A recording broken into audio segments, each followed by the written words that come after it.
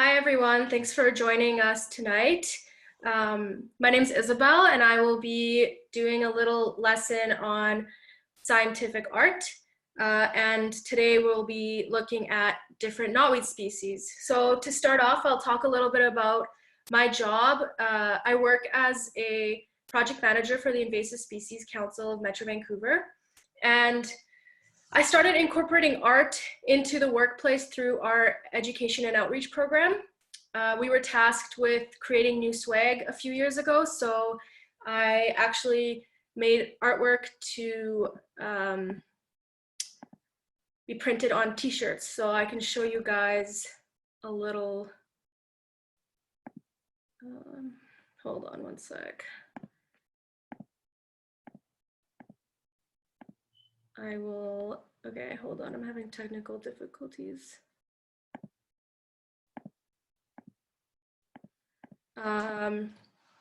Yeah, so I started incorporating artwork into my work, and it all began when I was in school. So, okay, I'll just show you guys this here. Sorry about this. Okay, so as you can see here, oh my gosh. Okay, got it all figured out. So here I'm showing you guys some of my artwork.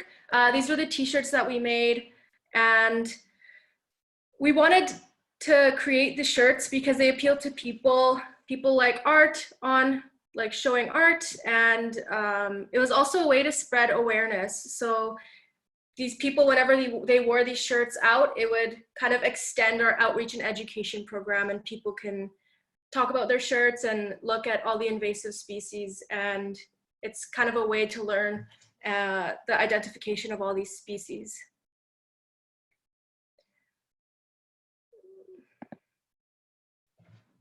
So I'm just going to go over quickly what an invasive species is for those of you who do not know. It's a species that causes harm to the environment and also social and economical harm. So these are things like for the environment, creating monoculture of species. Invasive species can grow in very large amounts very fast and take over natural habitat, basically blocking out any space for native vegetation to grow. And then this also affects native wildlife. They can cause economical harm. So knotweed, for example, can grow through concrete and destroy infrastructure. And for social impacts, aquatic invasives, for example, can take over lakes and hinder the ability for people to go swimming or boating or fishing.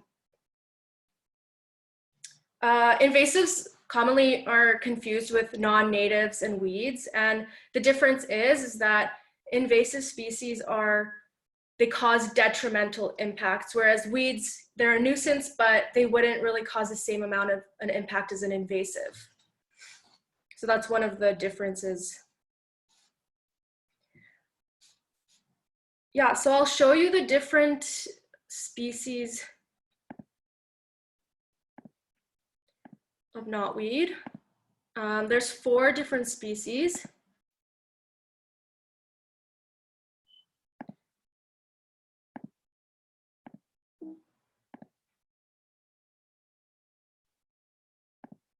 Okay, got it. So these are the 4 different species of knotweed that we can find in the Lower Mainland. There's Japanese knotweed, which a lot of people call the knotweed in general Japanese knotweed, but it's actually mostly Bohemian knotweed, which is a hybrid species. And then giant knotweed can also be found. As you can see, it's way bigger than the other ones, the leaf size. The leaves aren't really to scale in these photos, but it is the biggest one. And then the most different one is Himalayan knotweed. Himalayan knotweed has a longer leaf.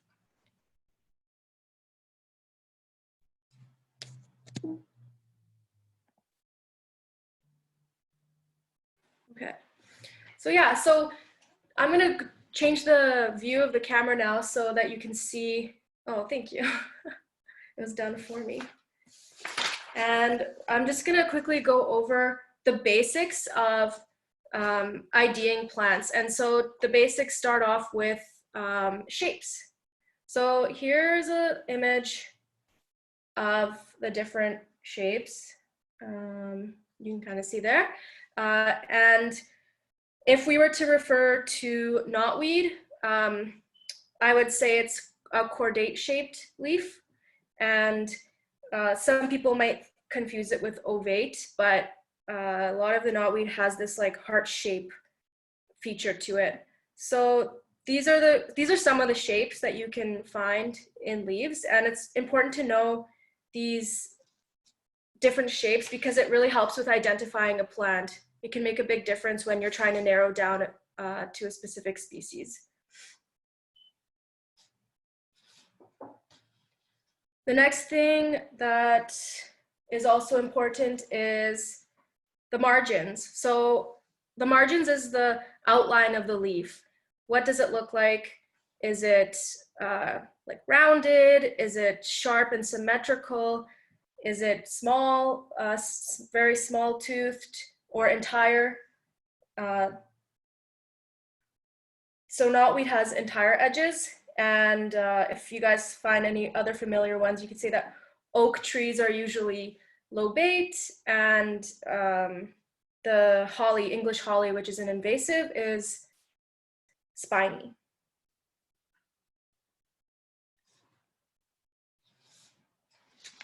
So these little things that I just showed you are important to know, and I'll show you an example of why. So if we're putting size aside, this here is Bohemia knotweed. It's a sample that I took probably 5 or 6 years ago. And this is Bohemia knotweed. And you can see, I guess it's kind of difficult to see, but the edges of the leaves here are entire. There's no serration. They are a little bit, it is a little bit wavy, but they don't have any serration or hairs on the edges. Whereas, for example, salal, which if you were to see just the leaf and compare just the leaf, you would think that, okay, maybe it's a little bit similar to knotweed. But if you look close enough, the shape of the leaf, first of all, is round at the bottom, whereas the knotweed has this like flat shape. And also the apex is pointed. Salal also, it's really difficult to see here, but on the edges, around the margin, there's very tiny, tiny little hairs. So little details like that make a huge difference. And if you incorporate those into your drawing, it will really help kind of showcase more of like what the plant looks like.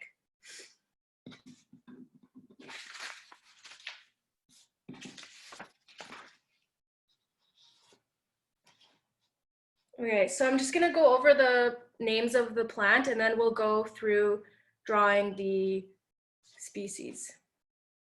So I'm just gonna draw a leaf just to name the parts.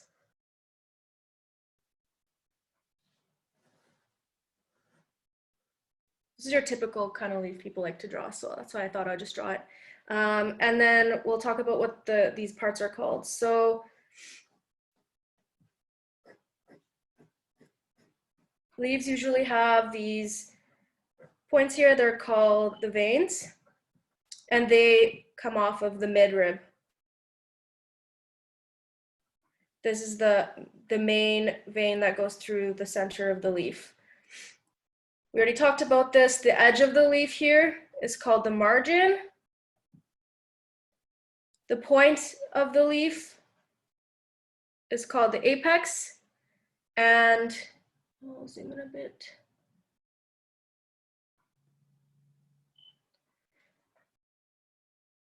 This is the base of the leaf. Can everybody see? If it's blurry, just let me know and I will try to adjust the camera. And then the petiole, which is this part of the leaf that connects it to the stem. So the petiole, and then this is the stem.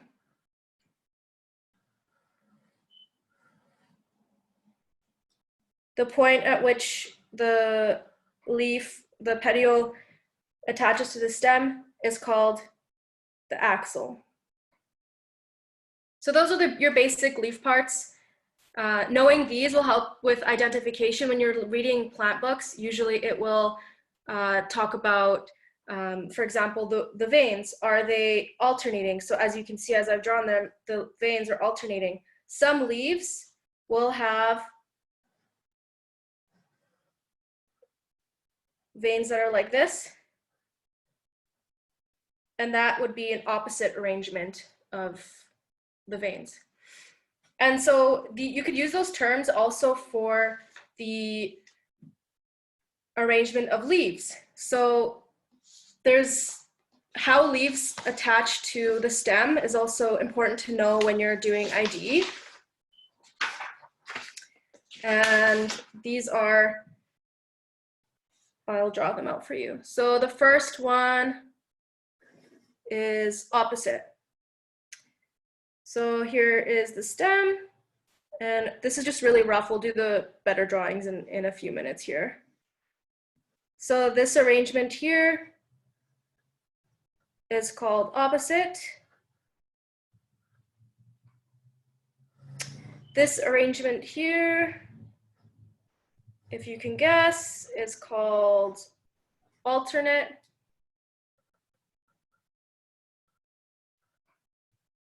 There's also irregular.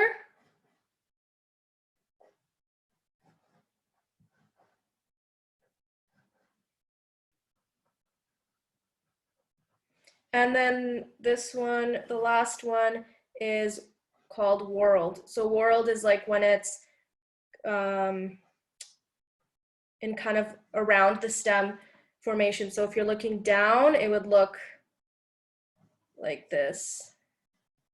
So this is like down the stem if you're looking. So those are the different types of leaf arrangement, and knotweed has an alternate arrangement of leaves.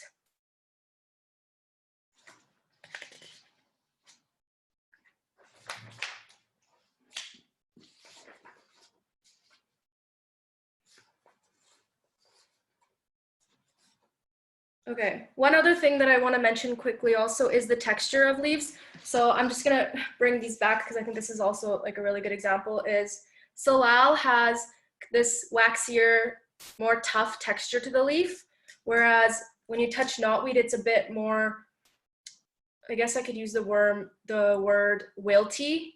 It's, if you were to like squeeze it, it wouldn't kind of bring back its normal shape. It very likely could tear or kind of become more wilty, whereas Salal has this very hardy texture, and it's glossy also. Holly also has a very hardy texture too. Okay, so now let's do the 4 different species drawings. I think this is what will be the main part. I'm just organizing my mess. So first we'll start with Japanese knotweed. It's the most common species that we hear about, even though the more common one we see is actually Bohemian knotweed. Japanese knotweed has smaller leaves, so I'll start off drawing it. What I usually do is I draw the midrib first. It kind of helps me know how big the plant is going to be. And then I kind of work with the shape. So we know that when I showed you guys the PowerPoint image of the 4 different leaves, the knotweed had this like flat bottom.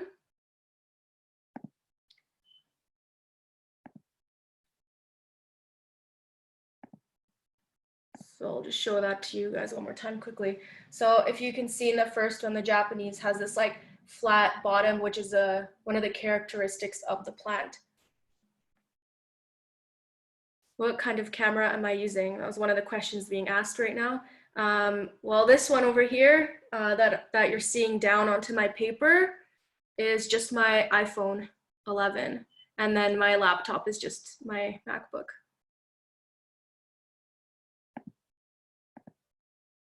Okay. Keep the questions coming if you guys have any. I'll keep checking in to see if there are any. Okay, so let's start off with the Japanese knotweed. So we'll start kind of with like a curve like that, you can see, and then they have a point at the top. So if you do the point first, it'll kind of help gauge how this shape is going to become. So now you know you kind of have to like fill in this, so you just follow the curve. The way it goes is it's going to curve out, and then kind of back in.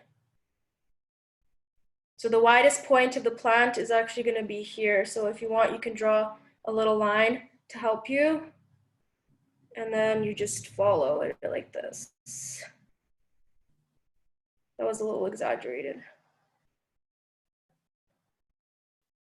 And then you can go over kind of fixing it.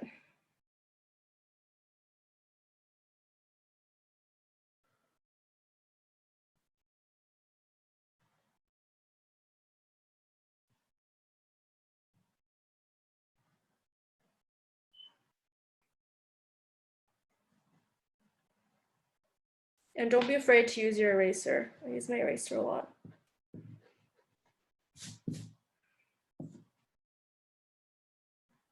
Okay, we'll just do the leaf, so I'll give it a little bit, this part.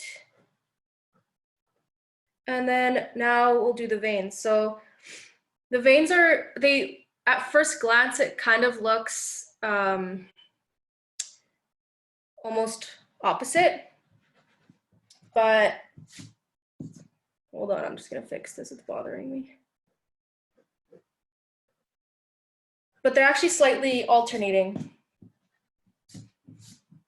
So you can start at the bottom, and I kind of tail it out like this, if that makes sense. Kind of just do like a little curve, and just do one side first.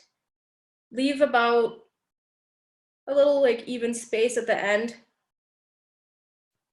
and just work your way up.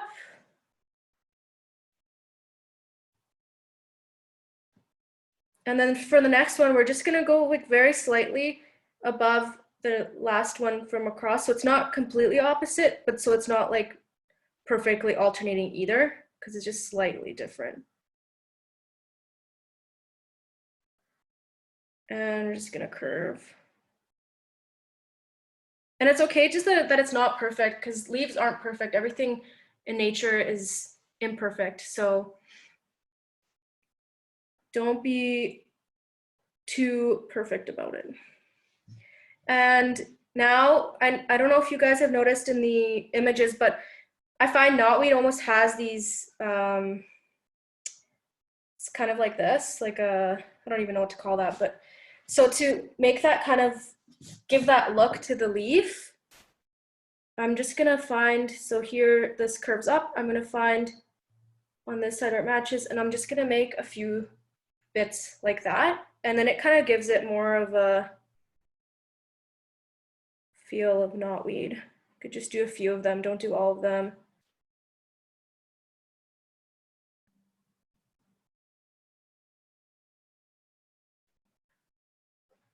There. And then if you want to go into the whole shading of the plant, you can. I don't know if we're going to have time to do the shading, but I can just maybe just do this leaf, and then for the other leaves, I won't do the shading. So what I do is I find it has to be with shading to make it look real. You kind of have to do it the same for each area. So you do have to be pretty consistent with shading, I find. So I kind of start outlining, okay, so all these parts here, all of these, I'm gonna shade, and you'll see what it looks like. And then for this side, the same thing.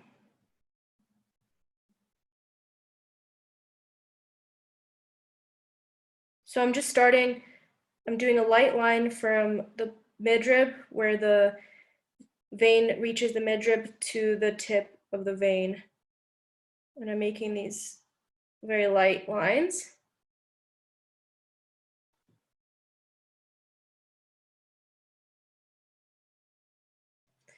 And then we can shade.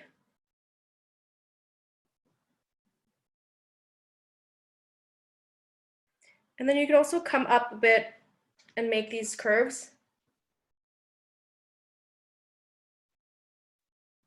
I'm also using a lead pencil and I'm not using any special pencil for this, so you guys could do this easily with any pencil you have. I wanted it to be friendly to everyone, so you don't need any special artistic.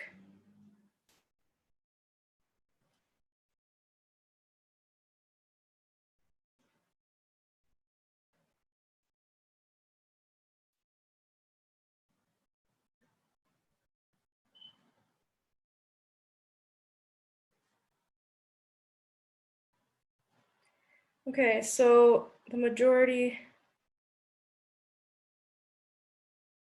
the shading is done, and you can just kind of go back in and fix any areas that you want.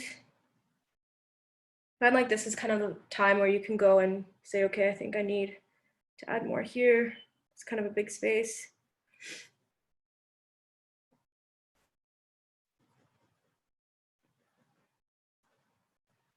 Okay, and then I'm gonna go and also do this side of the leaf shaded.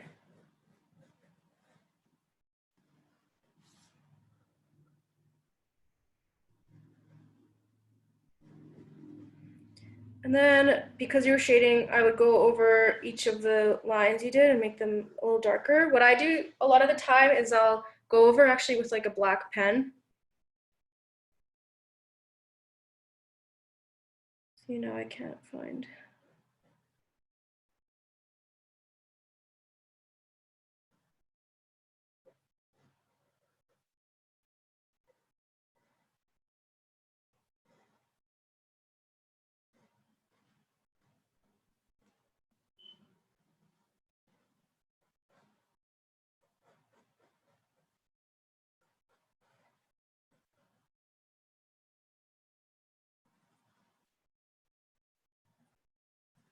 Okay, I'm not gonna do any more because I'm gonna waste time being a perfectionist, but there's Japanese knotweed for you.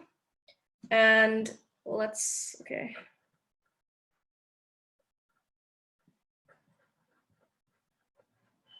So that one's Japanese knotweed. And now we'll move on to Bohemian knotweed. Actually, let's do giant knotweed first because it's a bit more drastic of a difference.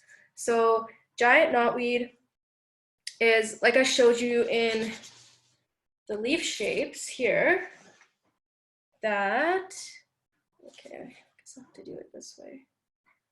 That giant knotweed is this shape, the cordate. See how it's like heart-shaped? That's very characteristic of giant knotweed. So we'll start the same way with the midrib. Okay, and then I'm just gonna do a big heart almost. We'll make the top over here.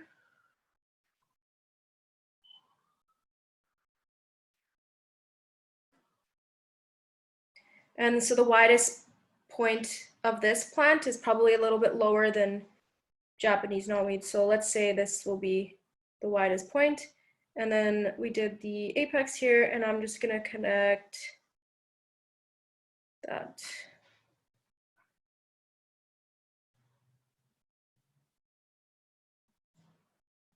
Yeah, and don't be afraid to make it irregular. I feel like if you make it look too perfect, it's not gonna look real.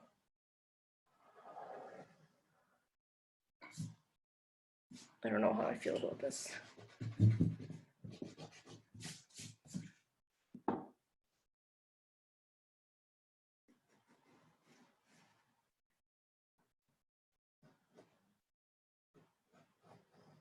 Okay, that's better.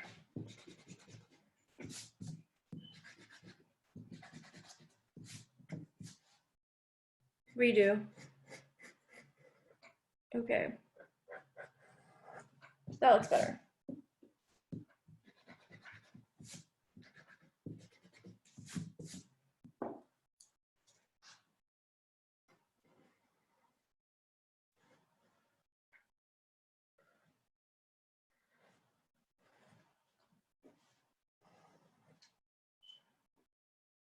So notice how I made this kind of part, this lobe of this leaf larger than this lobe. It's because it kind of gives you depth to the plant. It kind of gives it an angle, depth, and dimension. If you were to make it perfect on both sides, it would look kind of flat and too perfect almost.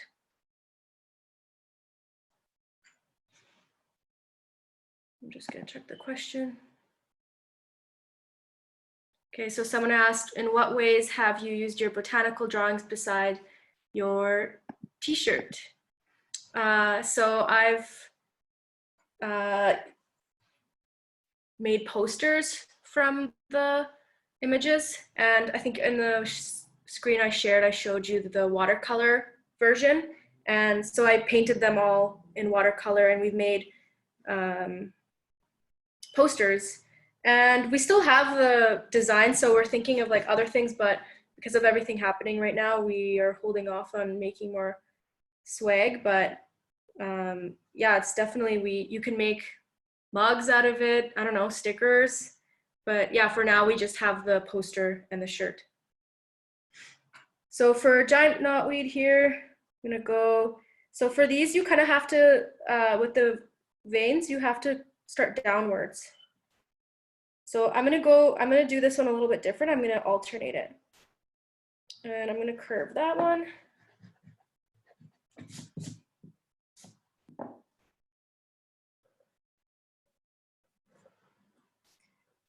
And then just when you pass the widest point, you can start making them upwards.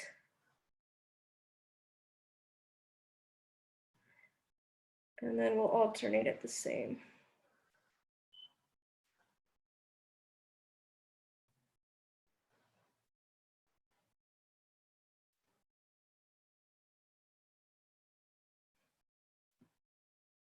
So there is giant knotweed, very roughly drawn, but you can see the difference between this one and the Japanese knotweed.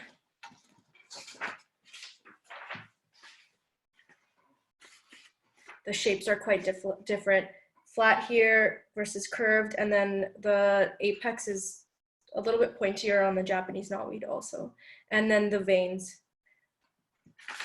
Okay, and then because we only have so little time left, I'm gonna try to do, I'll try to do these, the next two on the same page. So we have Bohemian and Giant. Actually, I'll do Bohemian beside the Japanese, so you can kind of see the difference. So the difference a little bit between Japanese Bohemian, Bohemian is a bit more curved. It's kind of like if you were to mix Giant and Japanese together.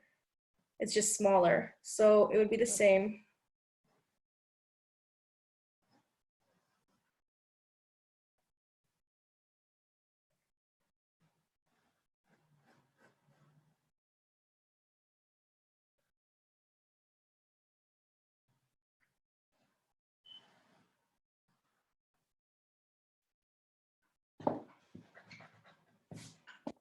So that's kind of the difference.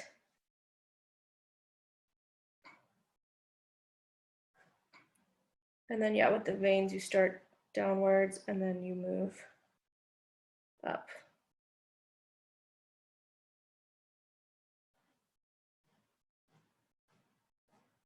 This is very rough, but you guys get what I mean. So this is Bohemian. And then Himalayan is the most different. Himalayan is more lanceolate shape. So that is that one.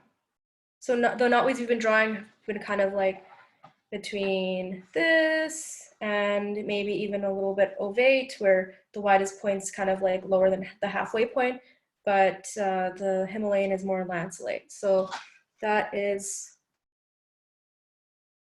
kind of like more narrow. And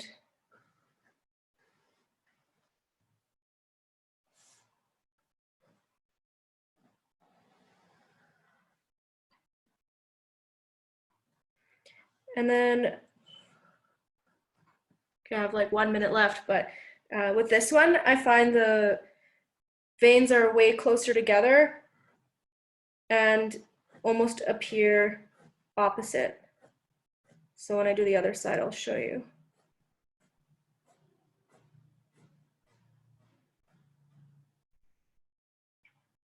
So it's like almost directly beside it, but I'm just like one tiny little bit right above it I'm going, because they're not exactly.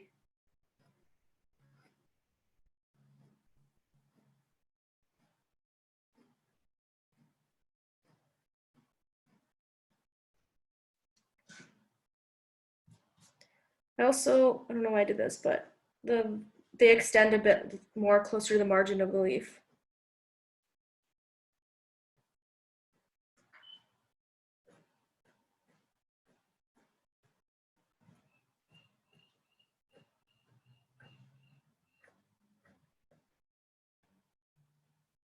Okay, there you go. That's what we have. And so that one's Himalayan. Perfect timing, because this one's really rough.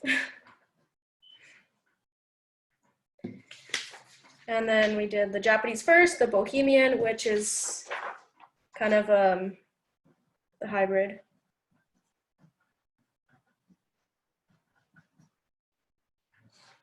Okay, so I guess we can quickly, I'll check if we have any more questions. There's no other questions. Thank you, Isabel, for that great presentation.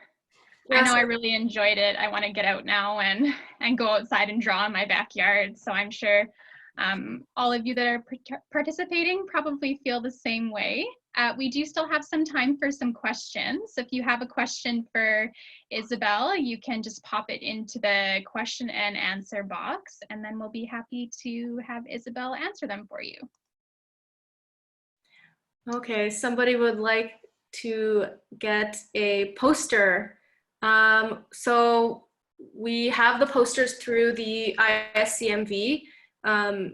Maybe I can send out my email to you guys, and if you have any questions and you want to purchase any posters, you can just email me. I'll just type it into the chat to everyone. This is my work email. Yeah, just email me. Let me know if you can't see that. And yeah, I can share my PDFs of these guys.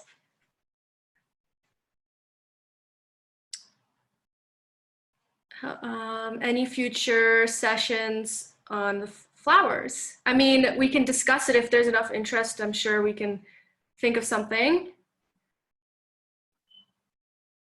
Okay, next question. Are you self-taught or was this part of your schooling? Yeah, so when I started school, we kind of got thrown into learning about plant ID, and we had to make this huge plant collection, which is where you see these from. And I had no idea. I was like, how am I supposed to know what any of these plants are? They all kind of look the same. Like when you don't know, everything looks the same. And so I started looking in the books, and I found that it was easier to know or to tell plants apart by looking at the drawings rather than looking at the actual plant or a picture of the plant, because then you can see all the smaller details.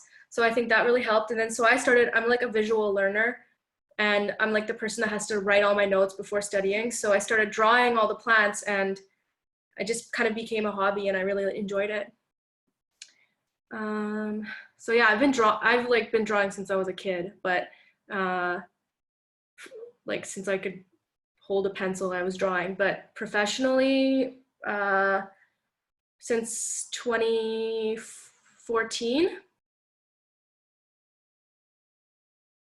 Okay, we have some interest in drawing cones, and we have more interest in flowers. So yeah, I do a lot of watercolor paintings too. So if maybe we could figure out a way to do painting ones. I think that's fun to watch. Yeah, I think I answered all the questions. Yeah. Isabel, I've got a question for you. Sure. What advice would you give youth that are wanting to get involved in environmental art? Just start drawing. Just go outside, start drawing, and you can like post your drawings to the public. I know it could be daunting at first. You feel like you're judged, but post it, and I feel like if somebody likes your art, they're gonna reach out to you and they're gonna wanna see it. So don't be afraid, just put it out there, and you won't know until you try. So, and the thing about art is there's so many different versions of it. Like you don't have to do everything one way. Like that's why people like art, because people see things differently and they focus on different things when they draw. So it kind of keeps it more interesting if there's a variety of different artists.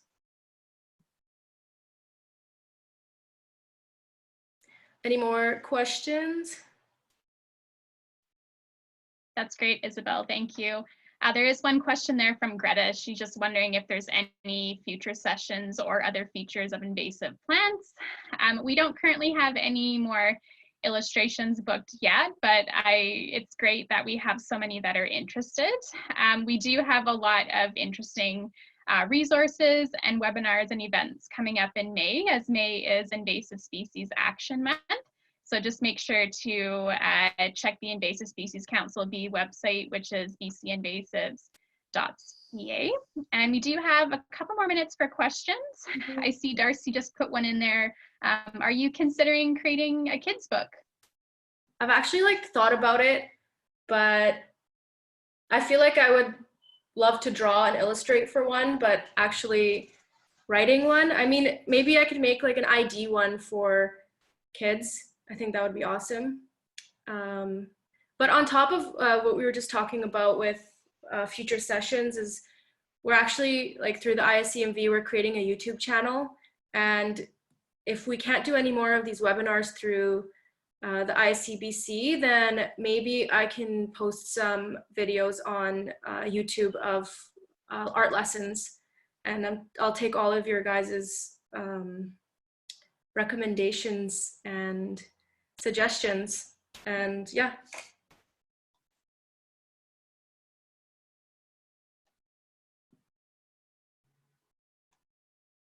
Awesome, that's great, Isabel. Well, thank you so much again, and thanks for sharing your expertise with us. And on behalf of the ISC and those of us that are listening, we'll be sending out a short link to an evaluation survey to all participants. So if you could please fill it out, then we can get your feedback, and that helps us gain ideas for future webinars. So thanks everyone, and we'll see you next time. Yeah, thanks everyone. Bye.